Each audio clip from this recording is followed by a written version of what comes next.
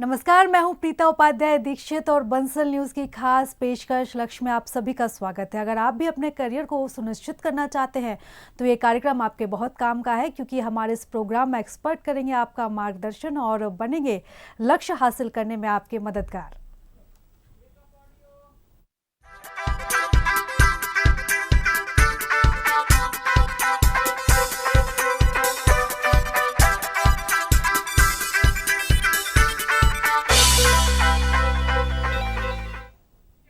हमारे खास कार्यक्रम लक्ष्य में हम उन लोगों से आपको रूबरू कराते हैं जो शिक्षा के लिए बेहतर काम कर रहे हैं, छात्रों के मन में करियर को लेकर उठने वाले सवालों के जवाब देते हैं और कैसे शिक्षा का स्तर बढ़े, इसके लिए हम कोशिश कर रहे हैं। लक्ष्य के इस खास पेशकश में हमारे साथ भोपाल से दिनेश शर्मा मौजूद हैं जो पीसीएम ट्यूटोरियल के डायरेक्टर है। साथ ही मौजूद है शाश्वत पांड्या जो इसी कोचिंग के स्टूडेंट है। लक्ष्य में आप दोनों का ही बहुत स्वागत है। तो सबसे पहला सवाल दिनेश जी आपसे ही है। आप एक शिक्षक हैं, तो सबसे पहले आप अपनी कोचिंग के बारे में हमारे दर्शकों को बताइए। कोचिंग के बारे में अगर मैं बताऊं तो इसकी शुरुआत आज से तकरीबन 25-26 साल पहले हुई। और ये इस तरह से मेरे मन में विचार आया कि मैंने जब एक स्कूल ज्वाइन किया, छोटा सा स्कूल था, मैं उसमें पढ़ाया करता था और जब वहाँ से पढ़ा के आता था तो बहुत सारा खाली समय होता था। वो खाली समय में मैं क्या करूँ ये मैं सोचता था। फिर मेरे को समझ में ऐसा आया कि अगर हम अपने मोहल्ले के बच्चों को पढ़ाया जाए, खासकर मैथमेटिक्स, क्योंकि मैं मैथमेटिक्स ही पढ़ाता हूँ, तो इस तरह से मैंने उन बच्चों को इकट्ठा किया और इकट्ठा करके जब उनको मैथमेटिक्स पढ़ाना शुरू किया तो ये फिर धीरे धीरे सिलसिला बढ़ता गया और बच्चों की तरफ से अच्छा रिस्पॉन्स मिला। और आज ये है कि आज मैं अपने बच्चों को अच्छे से गाइड कर पाता हूँ और अच्छे से उनको मैथमेटिक्स जो है सब्जेक्ट मेरा उसको अच्छे समझा पाता हूँ। बाकी दूसरी फैकल्टीज़ भी हैं हमारे पास जो फिज़िक्स और केमिस्ट्री मीन्स साइंस देखती हैं। सोशल स्टडीज़ भी होता है हमारे यहाँ। तो इस तरह से बच्चों का 3 सब्जेक्ट्स को हम कवर करते हैं, मैथमेटिक्स, साइंस और सोशल साइंस। बिल्कुल दिनेश जी, आप 25 सालों से इस क्षेत्र में काम कर रहे हैं, आप शिक्षक भी हैं, तो आपसे ये भी जानना चाहेंगे कि आपने अपने जीवन में एक शिक्षक होने को चुना। आप शिक्षक हैं, तो क्या चुनौतियाँ आप देखते हैं इस फील्ड में? मैं ये कहूँगा कि 2 तरह के टीचर्स होते हैं, एक टीचर्स बाय चॉइस और एक टीचर्स बाय चांस।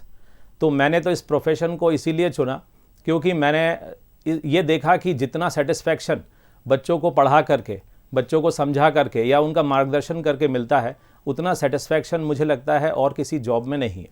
इसीलिए मैंने इस प्रोफेशन को अपने इसके लिए चुना और आज मैं बहुत प्रसन्न हूँ कि मैं इस तरह से अपने बच्चों का मार्गदर्शन कर रहा हूं और उनकी कठिनाइयों का समाधान कर रहा हूं। बिल्कुल दिनेश जी, किसी भी फील्ड में हम जाएं, कोई भी फील्ड हम चूज़ करें, उसमें सेटिस्फेक्शन होना बहुत ज़रूरी होता है, क्योंकि अगर लाइफ में सेटिस्फेक्शन नहीं होता तो फिर वो काम चूज़ करने का कोई मतलब नहीं होता। हमारे साथ स्टूडेंट शाश्वत आप भी जुड़े हुए हैं, आप कोचिंग जाते हैं, तो आप कोचिंग के बारे में, आपके जैसे सर ने तो बता ही दिया कि उनकी कोचिंग में क्या क्या फैसिलिटीज़ हैं, क्या है, हम आपके तजुर्बे से, आपके नज़रिए से भी जानना चाहते कि क्या फैसिलिटीज़ आपको मिलती, क्या संसाधन आपको कोचिंग में मिलते हैं? जी, कोचिंग मेरे रिज़ल्ट को इम्प्रूव करने में बहुत ज़्यादा हेल्प करती है। जैसे जब हमारा बैच शुरू होता है तो पर चैप्टर हम लोगों को क्वेश्चन सॉल्व करवाए जाते हैं, हर चैप्टर के अलग अलग तरीके से। एंड जैसे जैसे एग्ज़ाम पास आते हैं तो हमारी डाउट क्लासेस, रिवीजन क्लासेस होती हैं, देन इंडिविजुअल चैप्टर्स के टेस्ट होते हैं, उसके बाद फुल लेंथ टेस्ट होते हैं, जिससे हमें एक आइडिया लगता है कि हम जो इस एग्ज़ाम में बैठने वाले हैं, जो भी हम फेस करने वाले हैं, उसका कैसा क्वेश्चन पेपर रहेगा और उसके हमें किस टाइप से हमें आंसर लिखने हैं। शाश्वत, आप कौन सी क्लास में अभी? मैं 12th में। तो आप 12th में हैं और 12th के बाद आप सीधे कॉलेज में आएंगे, तो ये जो पड़ाव होता है 11th-12th का, इसमें बच्चों की जो नींव होती है वो मजबूत होती है, बेस मजबूत होता है, और साथ ही 11th-12th में बच्चे डिसाइड कर लेते हैं कि आगे वो किस फील्ड में जाना चाहते हैं, अपने लिए लक्ष्य निर्धारित कर ले। तो आपने अपने लिए क्या चूज़ किया है? मैं एग्रीकल्चर फील्ड में जाना चाहता हूँ। एग्रीकल्चर फील्ड, तो क्या आपकी फैमिली को आपको सपोर्ट करते जी, हैं? मेरे को एग्रीकल्चर फील्ड में जाने के लिए मेरे फैमिली ने मुझे बहुत सपोर्ट किया, स्पेशली मेरे फादर ने एंड मेरे ग्रैंडफादर ने। एंड मेरा स्पेशली इस चीज़ में इंटरेस्ट बहुत जल्दी बन गया क्योंकि मेरे को बचपन से मतलब पेड़ पौधों के बारे में जानना बहुत ज़्यादा पसंद था। बिल्कुल। दिनेश जी, जैसा कि शाश्वत ने हमें बताया कि इन्होंने पहले से ही चूज़ कर लिया था कि एग्रीकल्चर फील्ड में जाना है, और बच्चे खासकर 8th 9th 10th में ही चूज़ कर लेते हैं कि उनको किस फील्ड में जाना है, किस फील्ड में अपना भविष्य बनाना है, और 11th 12th तक तो डिसाइड कर ही लेते हैं। लेकिन कई बच्चे ऐसे होते हैं जो असमंजस की स्थिति में रहते हैं, क्या करना है क्या नहीं करना है, कन्फ्यूज़ थोड़ा सा रहते हैं, तो कैसे आप गाइड करते हैं? सबसे पहले तो मेरा जो अनुभव है, जो इतने सालों से मैं देख रहा हूँ एजुकेशनिस्ट के नज़रिए से, और आसपास जो हो रहा है, परिवर्तन हो रहे हैं, उनको मैं देख रहा हूँ, तो मैंने ये पाया है कि अगर हम बच्चों को प्रॉपरली गाइड करें तो ये जो स्टूडेंट्स हैं ये भ्रमित नहीं होते हैं, और ये एक ही डायरेक्शन में जब ये मूव करते हैं तो इनको ज़्यादा बेनिफिट मिलता है। तो इसके लिए हम क्या करते हैं, सबसे पहले बच्चों से उनके इंटरेस्ट की फील्ड जानते हैं कि उनको किस फील्ड में इंटरेस्ट है। अगर हमें उसके बारे में जानकारी है तो हम गाइड करते हैं उन्हें, और अगर हमारे पास उसकी जानकारी नहीं है तो हम आसपास अपने, मेरे ही मित्र बहुत सारे हैं जो अच्छे काउंसलर हैं, मेरे ही मित्र हैं जो कॉलेजेस में भी पढ़ाते हैं, तो वहाँ से मैं उनको रिक्वेस्ट करता हूँ और एक सेशन रखते हैं, छोटा सा आधे घंटे का 45 मिनट्स का एक सेशन रखते हैं, और उस सेशन के ज़रिए उन बच्चों का मार्गदर्शन करते हैं ताकि वो अपने पसंद की फील्ड में जा सके और उसमें क्या क्या चुनौतियां हैं उनका अच्छे से सामना कर सके। बिल्कुल दिनेश जी, आपने काउंसलिंग की बात की, तो बच्चे तो अपने इंटरेस्ट के हिसाब से अपनी फील्ड चूज़ कर लेते हैं कि उनको इसी फील्ड में जाना है, लेकिन कई बार ऐसा होता है कि फैमिली सपोर्ट उनको उतना नहीं मिल पाता है। पेरेंट्स चाहते हैं कि नहीं आप इसी फील्ड में जाइए, लेकिन बच्चे चाहते हैं कि नहीं आप इसी फील्ड में जाइए, तो एक क्लैश की स्थिति देखने को मिलती है। तो आप ऐसे पेरेंट्स को आप क्या संदेश भी देना चाहते हैं, और आपकी कोचिंग में भी अगर ऐसी स्थिति बनती है, ऐसे बच्चे भी आते होंगे आपके पास जिनको फैमिली सपोर्ट शायद उतना नहीं मिल पा रहा होगा, तो आप कैसे पेरेंट्स की काउंसलिंग आप करते हैं? इसके लिए सबसे पहले हम जैसे बच्चों से बात करते हैं, कभी कभी ऐसा होता भी है कि बच्चे भी गलत होते हैं, क्योंकि देखिए क्या होता है कि how to dream and what to dream दो अलग अलग बातें हैं कि कैसे सपना देखें और क्या सपना देखें। तो जब हम बच्चों को देखते हैं कि बच्चे सपना तो देख लेते हैं, लेकिन उनका जो बैकग्राउंड है, फैमिली बैकग्राउंड है, वो सपोर्ट नहीं कर पाएगा, क्योंकि बहुत सारी और चीज़ें होती हैं। आजकल की पढ़ाई आप देख रहे हैं कि बहुत सस्ती नहीं है, बहुत पैसा लगाना पड़ता है। दूसरी चीज़ ये है, कुछ कंडीशंस ऐसी होती हैं जिसमें अभी अभी जैसे रिसेंटली आपने सुना होगा कि एमपी में जितने भी कॉलेजेस हैं वहाँ पर पढ़ाई हिंदी में भी होगी, ऐसा बताया गया। तो ये एक अच्छा कदम है, लेकिन पहले तो ऐसा नहीं था। तो इस तरह से कभी कभी हम बच्चों को बताते हैं कि आपने जो सपना देखा है या जो आप सोच रहे हैं वो शायद थोड़ा सा हमें चेंज करना पड़ेगा। तो उसी की पैरेलल फील्ड्स फिर उनको हम बताते हैं कि ये भी फील्ड्स हैं, इस तरह से भी आप आगे बढ़ सकते हैं और अपनी लाइफ को अच्छा या लाइफ को आगे एंजॉय कर सकते हैं। तो अगर हम देखते हैं बच्चा गलत है तो उसको गाइड करते हैं। फिर अगर हमें ऐसा लगता है कि नहीं बच्चा बिल्कुल सही है, लेकिन हमें पेरेंट्स जो हैं वो उसको सपोर्ट नहीं कर रहे हैं या वो कुछ ऐसा उसके ऊपर थोपना चाहते हैं, तो उन केसेस में फिर हम एक बार पेरेंट्स को बुला करके भी उनकी काउंसलिंग करते हैं और उन्हें बताते हैं। जी, आपने बिल्कुल बहुत सही कहा। दिनेश जी, ये भी जानना चाहेंगे, जो 11th-12th की जो एज होती है, जो बच्चों का टाइम होता है, बहुत नाजुक हम उसको बोलते हैं, इसमें या तो नींव बच्चों की बन जाती है या कई बार ऐसा होता है कि बच्चे दिशाहीन भी हो जाते हैं। और पीयर प्रेशर भी खास तौर पर इस एज में बच्चों को, टीनेजर बच्चे होते हैं, बहुत ज़्यादा देखा जाता है कि जैसे वो कुछ करना चाहते हैं, लेकिन फ्रेंड सर्कल उनका ऐसा होता है कि वो कहता है कि नहीं नहीं आप हमारे साथ रहिए, कुछ ऐसा कीजिए। तो कई बार वो कुछ ऐसा कदम उठा जाते हैं जो सही नहीं होता उनके भविष्य के लिए। तो किस तरह से आप ऐसे बच्चों को चिन्हित करते कि नहीं ये अब गड़बड़ मामला हो सकता है, तो कैसे आप ऐसे बच्चों को चिन्हित करते हैं? ये तो अब बहुत बहुतायत देखने को मिलता है इस तरह की चीज़ें तो, और शुरू से ही पता नहीं क्यों थोड़ा सा मेरा सब्जेक्ट क्योंकि मैथमेटिक्स है, तो मैं थोड़ा ज़्यादा डिसिप्लिन्ड अपने आप को रखना चाहता हूँ या रखता ही हूँ बच्चों के साथ में, और थोड़ा स्ट्रिक्ट रहता हूँ। मतलब स्ट्रिक्ट से मतलब है कि मैं थोड़ा एक डिस्टेंस मेंटेन करके चलता हूँ उनके साथ, ताकि मैं उनकी जो चीज़ें हैं जो वो लोग गलत कर रहे हैं उसको अच्छे से उसका विरोध कर सकूँ और उन्हें ज़रूरत पड़ने पर डांट सकूँ, या उनको जैसे भी मुझे समझाना पड़ेगा मेरे को उनको समझाना पड़ता है। तो इसके लिए मुझे थोड़ा सख्त होना पड़ता है।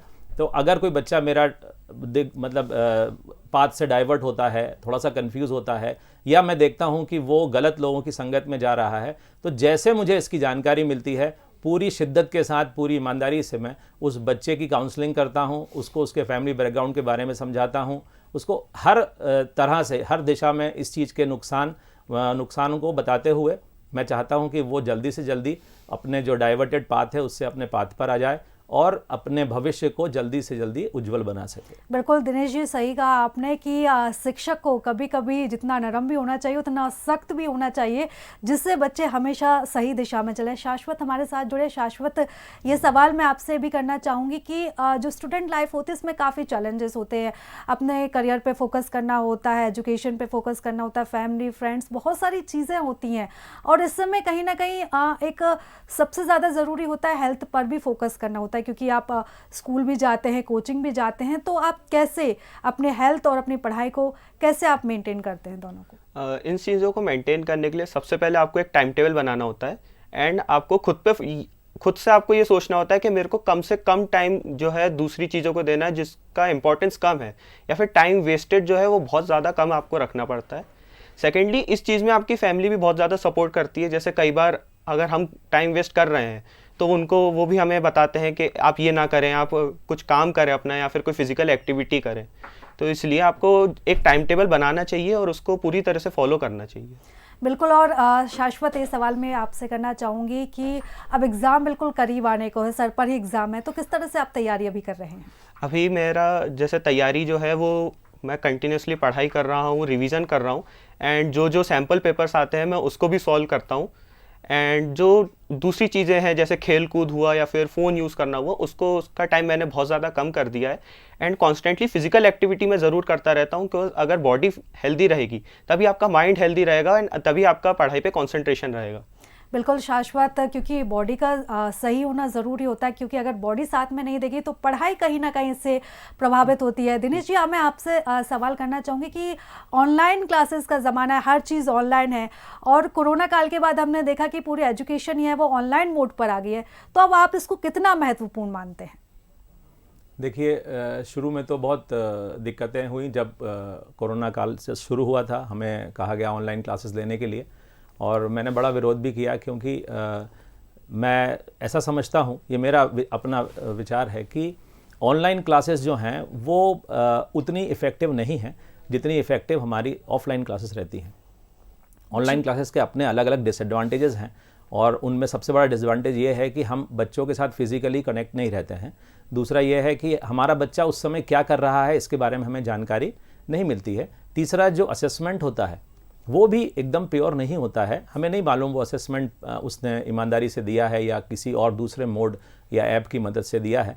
इसीलिए हमें ऐसा लगता है कि ऑनलाइन से अच्छा है ऑफलाइन। लेकिन आज की जो परिस्थिति है, आज के परिप्रेक्ष्य में अगर अपन देखें तो इस समय दोनों के बारे में बच्चों को रेडी रहना चाहिए और अगर टीचर उसको पढ़ा रहा है, ऑनलाइन पढ़ा रहा है, तो उसको भी समझते हुए और उसे अपने फ्यूचर को डेवलप करना चाहिए। बिल्कुल शाश्वत, ऑनलाइन मोड की बात हो रही है तो बच्चों की जैसे पढ़ाई है वो पूरी ही की पूरी कहीं ना कहीं ऑनलाइन मोड पर शिफ्ट हो गई है।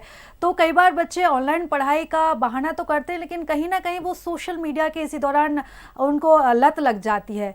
तो क्या आप भी सोशल मीडिया यूज़ करते हैं? और जो बच्चे बहुत ज़्यादा सोशल मीडिया यूज़ करते हैं, क्या आप मैसेज उनको देना चाहेंगे? जी, सोशल मीडिया मैं भी यूज़ करता हूँ एंड बहुत सारे ऐप्स हैं जो मैं यूज़ करता हूँ एंड मैंने भी ये बहुत नोटिस करा है अपने दोस्तों में कि ऑनलाइन जब से क्लासेस शुरू हुई हैं तब से बहुत ज़्यादा मेरे दोस्तों को इस चीज़ की एडिक्शन हो गया है। एंड जितने भी लोग जैसे देख रहे हैं, मैं उन सबको यही बोलना चाहूँगा कि जो ऐप्स यूज़ कर रहे हैं आप, इनको आप एक लिमिट में यूज़ करिए, क्योंकि ये कोई बहुत ज़्यादा बेनिफिशियरी ऐप्स नहीं है, कुछ ज़्यादा बेनिफिट नहीं दे सकते हैं आपको ये। बिल्कुल। मैं आपसे सर सवाल पूछना चाहूँगी दिनेश जी, टेक्निकल एजुकेशन को आप कैसे देखते हैं और वर्तमान दौर में इसकी क्या उपयोगिता आप समझते हैं? देखिए, टेक्निकल एजुकेशन शुरू से ही बहुत इम्पोर्टेंट रहा है, क्योंकि थियोरेटिकल अपनी जगह पर रहता है, टेक्निकल अपनी जगह पर रहता है। तो अगर टेक्निकल का नॉलेज नहीं होगा, सिर्फ थियोरेटिकल का नॉलेज होगा, तो वो तो कोई फ़ायदेमंद नहीं है। तो टेक्निकल शुरू से ही है। लेकिन अगर अपन अभी देखें तो जो NEP 2020 है, नेशनल एजुकेशन पॉलिसी जो है 2020, उसको अगर अपन देखते हैं तो उसमें साफ साफ कहा गया है कि बच्चों को हमें फोकस करना है क्वालिटी एजुकेशन के ऊपर। और क्वालिटी एजुकेशन तभी आएगी जब हम अपने बच्चों को दोनों तरह से गाइड करेंगे। जितना हम उन्हें थियोरेटिकल पढ़ा रहे हैं उतना हमें उन्हें प्रैक्टिकल देना पड़ेगा। अगर हम प्रैक्टिकल देंगे मतलब हम उन्हें टेक्निकल साइड में मूव करा रहे हैं। तो जैसे जैसे ये आगे समय बढ़ रहा है, इसमें टेक्निकल एजुकेशन सबसे इम्पॉर्टेंट, और मैं तो कह रहा हूँ आने वाले समय में शायद ये सर्वोपरि होने वाला है और इसके बगैर कुछ होना नहीं है। इसीलिए टेक्निकल एजुकेशन बेहद इंपॉर्टेंट है बच्चों के लिए। बिल्कुल, टेक्निकल एजुकेशन का दौर है भी, और शिक्षा के क्षेत्र में बंसल समूह के योगदान को सर आप किस तरह से देखते हैं? बंसल समूह की बात करें तो मुझे लगता है पिछले कई दशकों से ये इस लाइन में है, चाहे स्कूलिंग की बात करें हम, चाहे कॉलेजेस की बातें करें, और उसके अलावा कई बार हमारे स्कूल में भी काउंसलिंग के लिए आते रहे हैं। दूसरा ये है, मैं भी कई बार, मेरा भी मौका लगा है मुझे भी कि मैं भी बंसल स्कूल या बंसल कॉलेजेस में विज़िट करूं।